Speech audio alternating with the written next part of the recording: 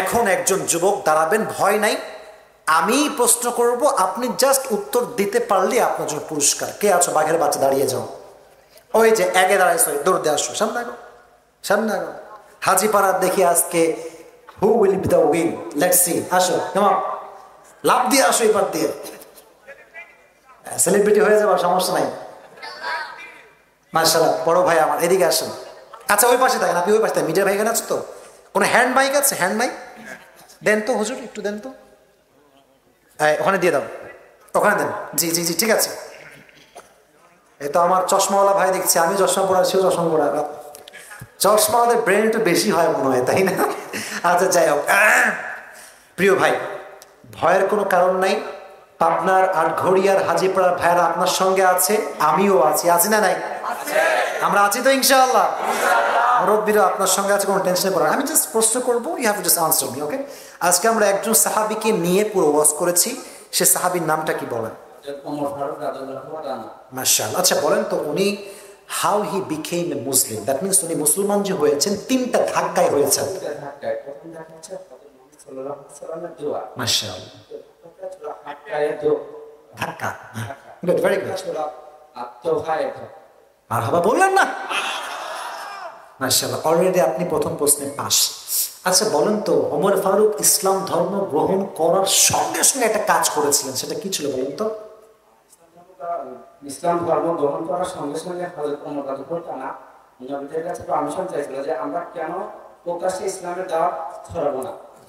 হযরত মুহাম্মদ সাল্লাল্লাহু আলাইহি ওয়াসাল্লামের কাছে পারমিশন নিয়ে তিনি প্রকাশ্যে ইসলামের দাওয়াত পৌঁছানোর জন্য কয়েকজন সাহাবীকে সাথে নিয়ে তিনি লিড দিয়েছেন ওই মিছিলটা, যে আমরা ইসলামের দাওয়াতটা প্রচার করব। মারহাবা বলেন। মাশাআল্লাহ, তোমার ভাবসাব খুবই খারাপ, টাকা পয়সা বেশি নাই ভাই। আচ্ছা যাই হোক, আরেকটা বিষয় বলেছিলাম যে ওমরের ইমানের একটা নূর ছিল, এবং এই নূরের জন্য সে অনেক কিছু অগ্রিম বুঝতে পারতো। এটা আল্লাহ তাআলা প্রদত্ত নূর। আমি একটা ছোট্ট হাদিস বলেছিলাম, যেখানে আলী রাদিয়াল্লাহু তাআলা আনহুকে নিয়ে ওমরের হাদিস, একটু ছোট্ট পরিসরে তুমি বলো।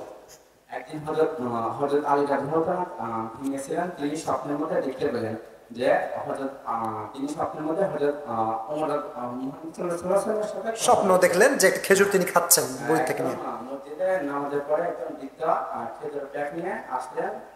তো তিনি আলী রাদিয়াল্লাহু তাআলা হাতে ব্যাগটি দিয়ে বললেন, তুমি এটা ওমরকে দাও এবং ওমরকে বলো যে এটা যেন সাহাবীদের মাঝে বন্টন করে দেয়। ঠিক আছে, ঠিক আছে। তখন আলী বললেন, তুমি এটা কেমনে জানলা যে নবী আমার খেজুর দিয়েছে? তারপরে তিনি নামাজে এসে দেখেন হযরত ওমর রাদিয়াল্লাহু তাআলা নামাজের জায়গায় দাঁড়িয়ে আছে। সেম ঘটনা আবার ঘটলো, যখন তিনি খেজুর চাইলেন একটা বেশি, তখন আলী ওমর কি বলেছিল? হযরত ওমর রাদিয়াল্লাহু তাআলা হযরত আলী রাদিয়াল্লাহু তাআলাকে বলেছিলেন, যদি হযরত মুহাম্মদ সাল্লাল্লাহু আলাইহি ওয়াসাল্লাম আপনাকে বা তোমাকে আরেক দুইটা খেজুর দিত, তাহলে আমিও তোমাকে দুইটাই দিতাম। মারহাবা বলেন। তাহলে বোঝা গেল ইমানের নূরটি তিনি জানতে পেরেছেন। সুবহানাল্লাহ পড়লেন। আল্লাহর বান্দি, মাশাআল্লাহ, মারহাবা বলেন।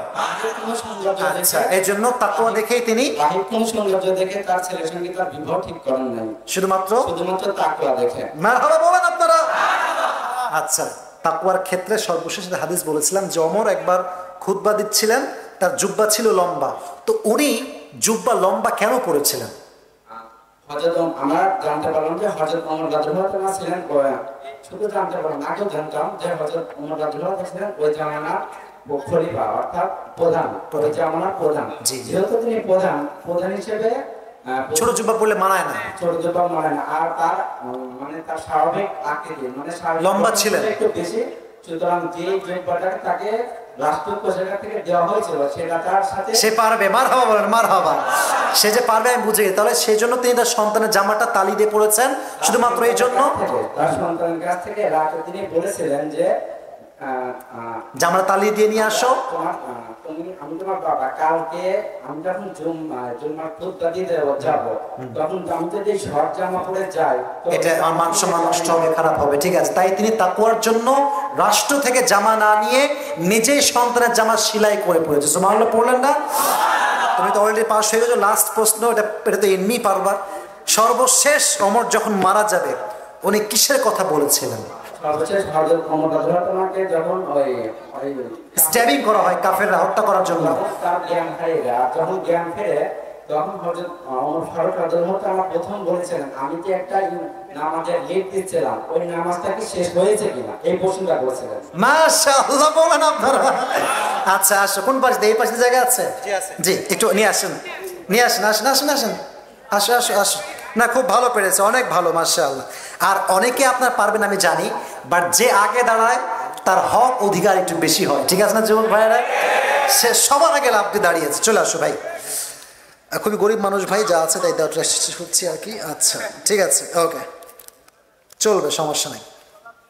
হ্যাঁ 10,000 টাকা দেন, আপনি দেন। আপনার নাম কি? মাহবুব হাসান খান। আপনি কিসে পড়েন? আমি একই সঙ্গে জেনারেলের উপরে পলিটেকনিকের উপরে। পলিটেকনিকে পড়েন। আপনি এখন কিসে পড়ছেন? ইন্টার দিচ্ছেন না? দ্বিতীয় পর্বে আছি, আর জেনারেলে ইন্টার ফার্স্ট ইয়ারে ভর্তি হয়েছি অ্যাডওয়ার্ড কলেজ। মাশাআল্লাহ, আল্লাহ ভাইকে কবুল করো, পড়া আমিন। ওর কিন্তু মেধাটা ভালো, ঠিক আছে? মেধা ভালো দিলে এই ফুল ওয়াজ 1.5 ঘন্টার ওয়াজ সে কিন্তু ক্যাপচার করতে পারতো না। তো যাই হোক, সে যা শুনেছে বলেছে, আল্লাহ তাকে দিনের দায়ী হিসেবে, খাদেম হিসেবে কবুল করুক। সকলে পড়া আমিন। বসে পড়েন ভাই, বসে পড়েন, বসে পড়েন।